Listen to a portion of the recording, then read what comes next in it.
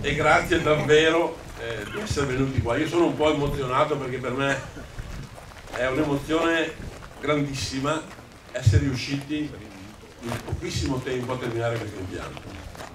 Questo impianto è un fiore all'occhiello, va a chiudere veramente un cerchio importante per questo bacino idraulico. Ci siamo riusciti con la volontà, con la tenacia e soprattutto con un grande gioco di squadra, perché io ho una squadra bellissima nel nostro Bacchiglione, però tutti insieme, e ho vicino forse l'artefice più grande di questa opera, che è l'assessore regionale Marcato. L'assessore regionale Marcato è stato quello che non ci ha mai detto di no. Io non credevo, quando abbiamo iniziato a pensare di fare questo impianto, di riuscire in così breve tempo. Con il direttore siamo stati al provveditorato a Venezia e abbiamo detto: vogliamo finire questo impianto. Era fermo con le 4 frecce, non riuscivano ad andare più avanti e noi avevamo la necessità di andare ad ispezionare la botte di Conche, che è qua a circa 1 chilometro. La botte di Conche è quella che porta via l'acqua da un comprensorio di questi 8 comuni, attraversa il Brenta, ha 400 anni ed è stata costruita ancora dalla Serenissima. Una volta messo in moto questo impianto, siamo riusciti ad entrarci, siamo riusciti a pulirla e anche siamo riusciti a metterla a posto, perché una canna, e dopo vedrete sul libretto che è stato fatto, era completamente implosa. Quindi la sicurezza idraulica di un territorio passa tutta da 3 canne che passano sotto il Brenta. Quindi grazie davvero all'assessore, grazie a tutti i presenti, grazie ai sindaci, grazie, ho visto anche Don Massimo, grazie Don Massimo, grazie alla protezione civile, grazie alle forze dell'ordine, grazie ai sindaci, grazie al territorio e nuovamente grazie all'assessore Marcato, perché martedì in Consiglio regionale ci è stato finanziato un altro progetto di 3,8 milioni relativo all'estensione dell'area umida di Dolo. Quindi andremo a fare 10 ettari di un bacino multifunzionale anche in Riviera del Brenta. Grazie a tutti, lascio la parola a Francesco Cazzaro, presidente di Ambi Veneto, per un saluto di circostanza. Grazie Francesco.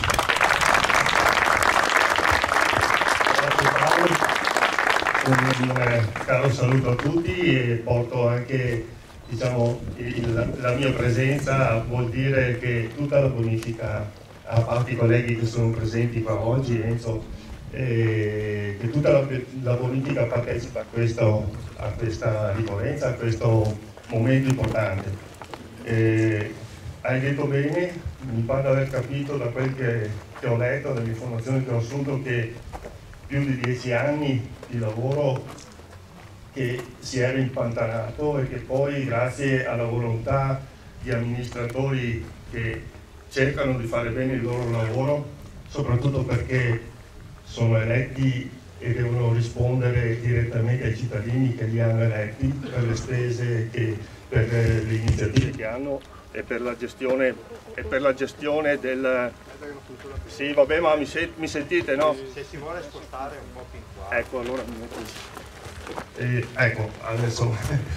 e che quindi cercano di fare il loro meglio per la gestione della risorsa pubblica, perché sanno che devono rendere conto, e questa è una cosa molto ma molto importante. Io, Paolo, mi associo anche ai ringraziamenti che hai fatto all'assessore, perché posso solo testimoniare quello e confermare quello che hai detto.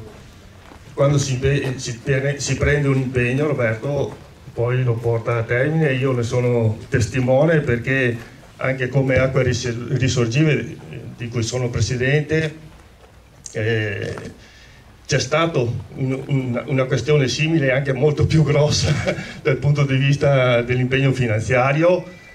Non era possibile farla, diciamo, quell'opera importantissima in un momento soltanto, finanziarla, però si è preso l'impegno di finanziarla nel tempo, e nel tempo è stata completata.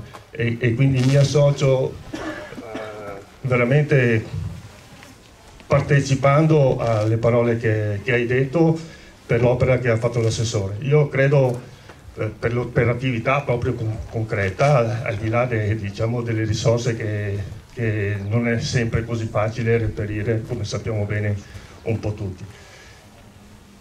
Credo sia importante anche questo momento, questi momenti, perché normalmente cos'è che succede?